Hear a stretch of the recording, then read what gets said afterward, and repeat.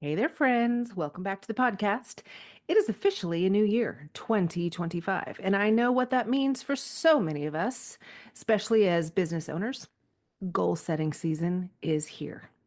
If I was on the top of my game, and I really do have this as a long-term goal, I'm not going to wait till January to set my goals for the year. I'm going to start goal setting in Q4 of the previous year, but that just didn't quite happen this year, and that's okay. I am guessing that you have, like me, already been bombarded with planners and vision boards and words of the year and a whole lot of pressure to make 2025 the year you crush it, right? Just me?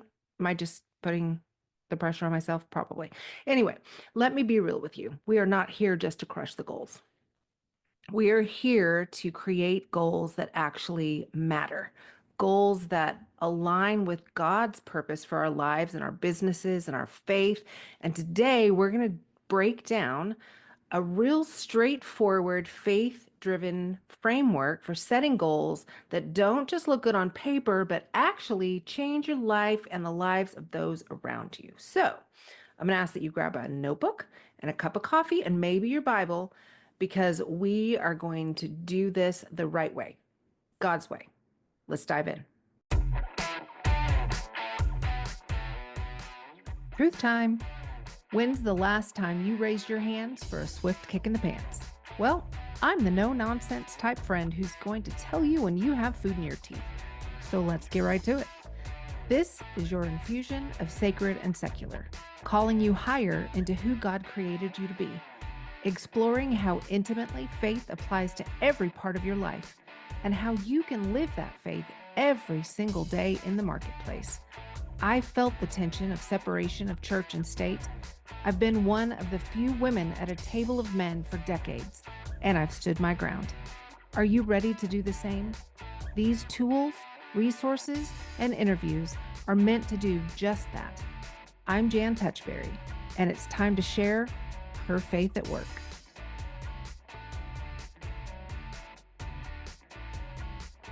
All right, first things first. True to form, we're going to kick this off with a little tough love. And just keep in mind, as I'm saying this to you, I'm saying it to myself because I am so not in the I've got it all together boat. Okay. But if we're not setting goals, we're winging it. And friend, winging it just doesn't work. We are called to be intentional with our time, our talents, and our businesses, right? The Bible backs this up. Habakkuk chapter 2, verses 2 and 3 says, write the vision down, make it plain on the tablets, so he may run who reads it. And yeah, was that written for a different time? Yeah, of course it was. But think about how that applies to you. Write your vision down, make it plain on tablets so that when you read it, you can run. It's that seeing reinforcement over and over and over again, right? Translation, get clear about where you're going so you can actually move forward. Goals give us clarity, they give us focus. They take all the chaos swirling around in our heads, just me, I think not, and they help us pinpoint what truly matters. But y'all, here's the kicker. Our goals can't just be about us, right? They've got to be about something bigger, kingdom goals. Kingdom goals, the kind that honor God and serve others, that give us purpose, that give us fulfillment, that outlasts the next shiny object or milestone that we put out there. So as we move into this framework, I want you to keep that at the forefront. How can your goals glorify God and make an impact beyond your business and your bank account? So, getting into the meat of today's episode, I've got a 5-step framework for you. And spoiler alert, it starts with prayer. So, step 1 is pray first. Before you grab a pen or open your laptop, stop. Pray. Ask God to guide you. Ask Him to reveal what's on His heart for you this year. I think so many times as entrepreneurs, we can get so focused in the goal setting that we forget that God already knows what goals we're supposed to have set because He knows what His purpose is for us this year. So here's a few questions for you to reflect on as you pray. First, what is God asking me to let go of this year? What opportunities is He placing in my path? And where is He calling me to grow? This isn't about what you want, friend. It's about partnering with God in what He's doing in your life and in your business. Because when your goals aren't aligned with His purpose, it's not good. But when they are aligned with His purpose, they are unstoppable. Step 2 of the process is reflect on the past year. I talk about this in my Word of the Year workshop. If you missed that, I'm going to drop the link for the replay in the show notes. It's not too late to pick your Word of the Year. And one of the things that we do that I think is different than a lot of the other Word of the Year workshops is I have us look back at what happened in 2024. And it needs to be a good, honest look back. Okay. We're going to start with the wins, what worked, what are you proud of, big, small. We're going to celebrate it. And then the harder part comes with what didn't work. Where did you struggle? And most importantly, what did you learn from it? Reflecting on challenges isn't about beating yourself up. It's about identifying the lessons that God taught you and using them to grow. I got an email in my inbox today. It was very good timing considering this episode. It's from one of my favorite online business owners. She actually is the person that is really, I consider her a mentor in how to structure the finances from my business. And I can link all of her information in the show notes as well. Her name is Shanna Skidmore, and her email today was so good. She gave 5 questions that she uses to reflect on the past year when she is setting goals. And so I'm just going to read those to you. These are not my questions. These are Shanna's questions. I want to give her credit. And so number 1, she says, what were her biggest wins for the year, personally, professionally, and financially? Then she says, take time to celebrate those moments of growth and success, no matter how big or small. Celebrating our successes build resilience in the brain, making us more likely to achieve future goals, which I think is so cool, right? Her second question, what were her goals from last year that she didn't follow through with? I read that and I went, ew, yeah, I spent about an hour and a half at a goal setting workshop at the beginning of last year in January. And I can honestly tell you that I did not look at that paper one time after the goal setting workshop, not once. So as I'm going through this, I need to go back and I need to find those and I need to see, okay, what goals did I even write down? Because I couldn't tell you right now off the top of my head. And what did I follow through on and what did I not follow through on? It's highly likely that I achieved some of the goals and made progress on others, but I'm sure that a few of them, or more than a few of them, were completely dropped. Okay. So her third question is what worked, what didn't, what lessons did you learn? Her fourth question, what was one thing that you want to keep doing in the new year? And then what's one thing you want to leave behind in the new year? And I just thought those were great questions. They really are in alignment with what I teach in the goal setting workshop and what we just talked about here. So reflecting on the past. And then I'm going to add to that. Ask yourself, how did God show His faithfulness even when things didn't go as planned? Because let's be real, He always shows up, even if it's not the way that we expected. I was listening to a podcast today, and she said, God works miracles in the suddenly moments. Suddenly God appeared. Suddenly God did this. It's all through the Bible. And I loved the phrasing that she had of that. And am I looking for those suddenly moments where God really just shows up and works in a way that's unexpected? So as I'm going into 2025, I think that's one of the things that I just want to do is be aware of the suddenly moments, right? All right. Step 3, SMART goals. SMART goals with a kingdom perspective. Do you know what SMART goals are? Have you heard about them? So we're getting into really the nuts and bolts here, right? So SMART is an acronym. You've probably heard it before. It stands for specific, measurable, achievable, relevant, and time bound. But here's the twist. We are going to add a kingdom perspective on all of these. So let me give you an example. Let's say your goal is to grow your email list by 1,000 subscribers. Some of you just gulped really hard. So let me back that up. Maybe it's to grow your email by 100 subscribers. Does that seem more attainable for you? For a lot of you, you just breathed a sigh of relief, and that's great. um, so let's say your goal is to grow your email list by 100 subscribers. That's a specific goal. It's measurable and it's time bound if you say, this year, I want to grow my email list by 100 subscribers.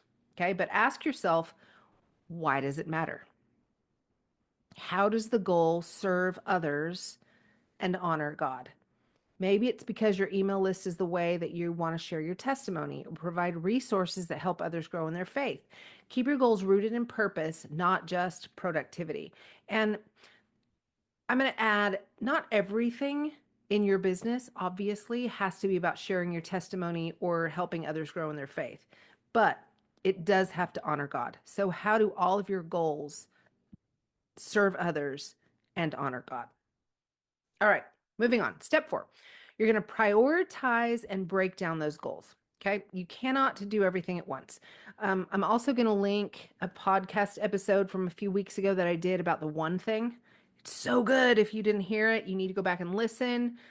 It is all about finding the one thing that when you do it, it is going to basically move the ball forward. It's going to cause the most forward momentum. Okay. So we know that we can't do everything at once. And focusing on the one thing is the ultimate goal, but you also don't want to set 25, 30 goals, right? I just don't, I'm the type of person who feels like that's not super achievable. I usually say set 3 to 5 key areas and then have your main goals in each one of those. So for me, it usually looks like faith, family, business, health. Okay, just keep it simple, right? So once you've chosen those areas, you're going to break each goal into actionable steps. So, for instance, in faith, maybe it's committing to a consistent morning prayer routine or morning Bible study routine. For family, maybe it's scheduling a weekly date night or family dinners. Maybe for business, it's launching a new product or service. And for health, maybe it's finally sticking to that workout plan. Anybody? Anybody? Just me? Yeah. Or at least trying to, right? So once you've chosen those areas, you're going to break it down into actionable steps. Think of it as bite-sized pieces that you can tackle one at a time. If you want to launch a new service, for example, your steps might look like research your audience needs, outline the service details, create a marketing plan, and then set a launch date, right? Small steps in each area are going to add up to big progress. And big progress adds up to achieved goals. Big fat check mark on those goals at the end of the year. Okay. Step 5. You want to build in accountability. Again, something that I talk about in my Word of the Year workshop, but I think that that's super important and it usually is a part that people skip. And that's why our goals fall flat because we need accountability, whether it's a coach, a mentor, a friend, a business partner, somebody who's going to lovingly call you out when you're slacking. Accountability is going to keep you on track. I am a firm believer, and I feel like I do my best work when I have an accountability partner in business. Somebody that my friend Marie and I, we did this accountability thing where we just quick check in once a week. How are you doing? What are your goals for this coming week? And if we would write it down, and if we didn't achieve the goal from last week, the other person had permission to say, why not? And I feel like that is so, so, so important. So the pro tip here is sharing your goals needs to be with somebody you trust because not everybody is or should have permission to speak into your life and your business at that level, right? We're not here for unsolicited opinions. That's not what this is about. But It's somebody who's not only going to hold you accountable, but somebody who's going to cheer you on and celebrate your wins with you, right? Okay. Next, we need to talk about the proverbial elephant in the room, obstacles and staying motivated. Because if we don't talk about the stuff that trips us up, like fear, doubt, and that pesky little thing called life, we're missing a huge component of setting goals, right? I mean, we just have to know that there are going to be things that trip us up over the course of a year. So the first thing that you want to realize is you've got to surrender to the outcome. You can plan your heart out, but ultimately God is in control. Hallelujah. Thank you, Jesus. I don't ultimately want to be in control. Well, I say that. I really like control. I really like it. I'm trying really hard to open my hands and say, God, I don't want to control the outcome of this. I want to do what you ask me to do when you ask me to do it, say yes, step forward in faith, and then ultimately trust that He's going to control the outcome. In Isaiah chapter 55, verses 8 and 9, it says this: For my thoughts are not your thoughts, neither are your ways my ways. We have got to trust that His plans are better than anything that we could come up with. I was talking to somebody today, and she said that she had this grandiose plan, and God interrupted and gave her something else. And she said, He gave me something that I never knew I wanted. He gave me something that I never knew I wanted. His plans are always better than anything that we could come up with. So, step 2 in this overcoming obstacles is combating that fear and doubt. When fear or imposter syndrome, hello, creeps in, we've got to remind ourselves who we are. We're a daughter of the King, dadgummit. Speak truth over yourself. Don't let the enemy speak lies over you and get inside your head. We speak that truth over ourselves. Scriptures like Psalm 139:14, I'm fearfully and wonderfully made, are our ammunition against that fear and that doubt. I would strongly suggest you have an arsenal of verses that you have written down on sticky notes or 3x5 cards or in your phone in the notes section. Anytime that fear or doubt comes in and threatens to derail you, you pull up that list of scriptures, and those are your affirmations that you say over and over and over again. Speak those words of truth over yourself and tell fear and doubt, take a hike. And then finally, we don't want to forget to celebrate progress. We don't want to wait till we hit the finish line to celebrate, because small steps are a big win, right? And gratitude is going to fuel momentum. So you have to take time to thank God for the progress you're making. I actually have a new journal that I'm using this year. And one of the things that, y'all, I'm not a journaler, okay? I'm not. I've not found a journal. I'm old. And I have not found a journal that I have been able to keep up with. I know I probably shouldn't speak the fact that I'm not a journaler over myself, but I'm okay with that. It's fine. So I found this new journal. I don't even know where I got it, you guys. It's called Your Own Story. Oh, I do. I got it at the Hope Story Conference last year. Yep.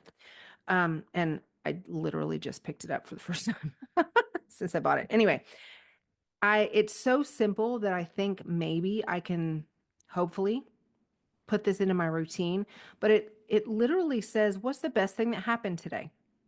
Today I'm really grateful for. Today I learned, and then something I will improve on in the future.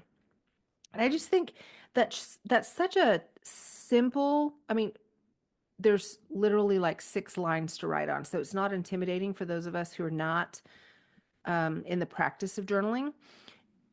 But getting into that routine, I think, is healthy and it fuels that gratitude momentum, right?